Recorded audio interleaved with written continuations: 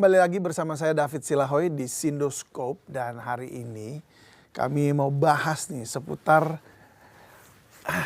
hal yang tiap kali ganti pemerintah pasti ada yang dapat jatah.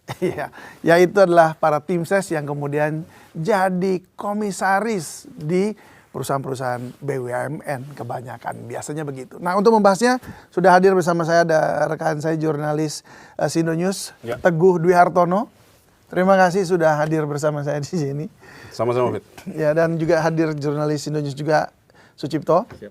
Terima kasih Mas sudah hadir, dan juga jurnalis dari Sindo News juga, Mas Riko. Kalau ini Riko Simanjuntak ya. Baik. Oke, ini fenomena rame lagi karena tiap kali ada pelantikan komisaris ya, mungkin ada yang diganti sebelumnya, terus kemudian ya kita lihat nama-namanya nih masalahnya. Ya. Nah, mungkin buat yang diangkat nggak masalah. Yo, seneng dong, seneng pasti. Ya kalau, nah masalahnya yang diangkat ini disorot oleh ratusan juta mungkin penduduk Indonesia, dan mereka langsung cek. Emang kompetensinya apa ngisi tempat di situ? Itu gitu. yang kemarin dikuliti sama netizen ya. Nah, monggo silakan mungkin dari Mas Teguh dulu silakan. Memang kemarin ada pengangkatan komisaris yang kebetulan agak bersamaan tuh ya beritanya ya. Yang satu adalah asisten Raffi Ahmad, yang satu lagi Ginka itu ketua umum dari Bison ya. Ketua umum dari Bison. Bison ini adalah salah satu organisasi yang memang belakangan dari track recordnya adalah mendukung Wapres Gibran. Nah, terus ada satu lagi tim sesnya dari Wapres Gibran itu juga mendapat jatah komisaris.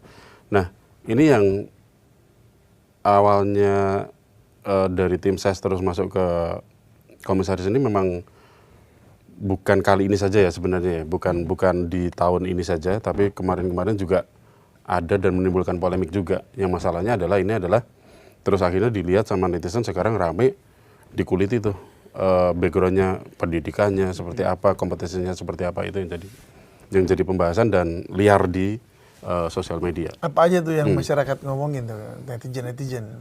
Yang rame dan viral itu kan ini ya, asistennya Raffi Ahmad ya, Raffi Ahmad yang disebut belum lulus S1-nya gitu kan, yang seperti itu. Ya, mungkin itu yang jadi pertanyaan juga. Ya, apakah memang belum komisaris itu harus pendidikannya S1 apa harus bagaimana? Sebenarnya ada syarat sih ya. Kalau dilihat dari Undang-Undang Nomor 1 Tahun 2025 ya. Memang ada syarat yang disebutkan di pasal 27A ayat 1 untuk dapat diangkat di dalam jabatan komisaris BUMN ya, ini ya kita bahas. Seorang kandidat wajib memenuhi sejumlah persyaratan berikut. Nah, ini memang tidak di situ memang tidak disebutkan ijazah harus apa. Ya. Memang di sini hanya disebut warga negara Indonesia, sehat jasmani rohani, tidak memiliki hubungan keluarga saudara atau dengan direksi, memiliki wawasan dan pengetahuan di bidang usaha yang dijalankan perusahaan. Nah, itu poin itu. Memiliki integritas, jiwa kepemimpinan, pengalaman, dan bla bla bla, memenuhi ketentuan lain sesuai aturan perundangan yang berlaku. Terus yang berikutnya 27B, ini anggota direksi Dewan Komisaris tidak memiliki dilarang keras untuk memegang jabatan ganda. Nah, ini juga menarik karena memang ada beberapa di antara komisaris di BUMN ini kan ketahuan ya kalau mereka sebenarnya memegang jabatan ganda. Ini yang tercantum di Undang-Undang Nomor 1 Tahun 2005 tentang BUMN itu. Baik, jadi tadi ada poin yang tadi itu. Iya, menguasai wawasan dan kompetensi itu ya. Iya. Terkait usaha yang dijalankan oleh perusahaan itu gitu. Nah, kalau dilihat dari asisten Raffi Ahmad ini kan kita tahu bahwa dia cuma lulusan D3 teknik ya. D3 teknik di Universitas Bunda Kandung. Kemudian dia sempat melanjutkan ke ISTN tapi juga kemudian tidak dilanjutkan. Nah, ini mungkin yang menjadi pertanyaan netizen gitu ya. Kompetensinya di mana gitu. Dan ini juga sangat ironi ya, di tengah masyarakat sedang membutuhkan banyak pekerjaan ya. Lapangan pekerjaan. Sementara ini ada satu orang yang punya banyak pekerjaan gitu.